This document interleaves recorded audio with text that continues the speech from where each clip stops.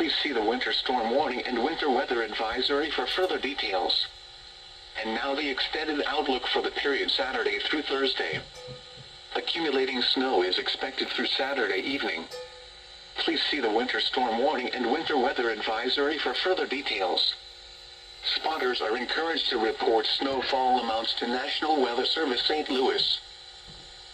This is a special weather statement for the following counties in Missouri: Lincoln, St. Charles, St. Louis City and St. Louis, and Madison, Illinois. Winter weather advisory in effect from midnight tonight to midnight Saturday night. Snow expected. Total snow accumulations between 2 and 4 inches. For portions of south central and southwest Illinois and east central and northeast Missouri. From midnight tonight to midnight Saturday night. Plan on slippery road conditions. This is a special weather statement for the following county: St. Clair, Illinois, and Warren, Missouri. Winter weather advisory in effect from midnight tonight to midnight Saturday night. Snow expected. Total snow accumulations between 2 and 4 inches.